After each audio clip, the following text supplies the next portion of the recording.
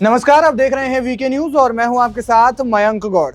शिखर धवन वो खिलाड़ी जिसका बल्ला जब मैदान पर गरजता है तो अच्छे अच्छे गेंदबाजों के भी पसीने छूट जाते हैं। मूंछों पर ताव देने और कैच पकड़ने के बाद उनके ताल ठोकने का अंदाज, उनके करोड़ों लोग दीवाने हैं।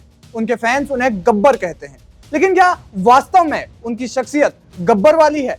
जिस तरह वे मैदान पर गरजते दिखाई देते हैं, क्या उनकी निजी जिंदगी में भी उनका वैसा ही रवैया रहता है? इसका जवाब है नहीं।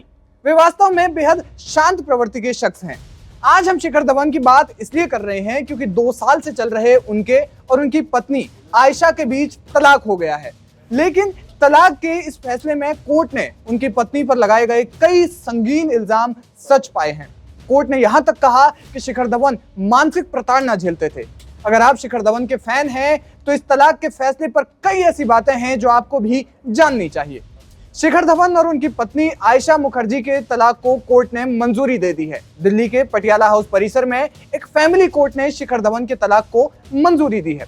इस फैसले के दौरान कोर्ट ने शिखर धवन के पक्ष को सही ठहराते हुए कहा कि आयशा ने शिखर के साथ मानसिक क्रूरता की।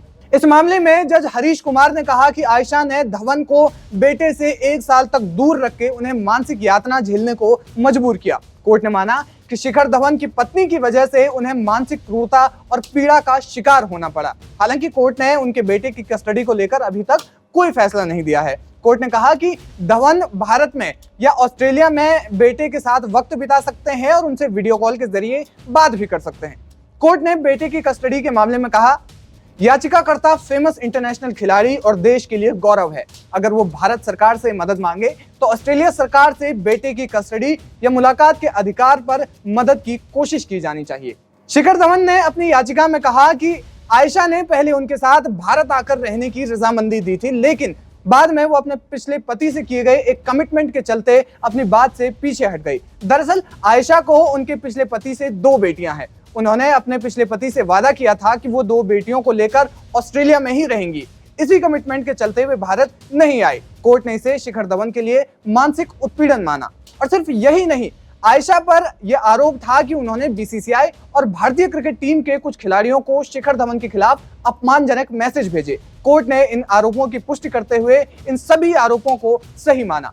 इस मामले में कोर्ट ने यह भी पाया कि आयशा ने जबरन दबाव बनाकर ऑस्ट्रेलिया में शिखर धवन की 3 संपत्तियों में 99% मालिकाना हक हासिल कर लिया। साथ ही 2 अन्य संपत्तियों में भी जॉइंट ओनर बन गई।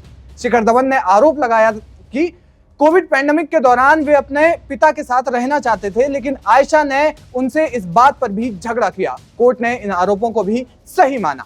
आयशा के खिलाफ यह भी आरोप सच पाया गया कि जब वो बेटे को लेकर भारत में रहने आई तो धवन को मजबूर किया गया कि उनकी 2 बेटियों को मासिक खर्च भेजे। यहां तक कि उनके स्कूल की फीस भी धवन को ही चुकानी पड़ी थी। ऐसे में काफी लंबे समय तक शिखर धवन ने करीब 10 लाख रुपए प्रतिमाह उन्हें भेजे थे। अंत में और भी कई आरोपों को सिद्ध करते हुए कोर्ट ने शिखर धवन और आयशा मुखर्जी के तलाक को मंजूरी दे दी। इस खबर पर क्या है आपकी राय? हमें कमेंट करके जरूर बताएं।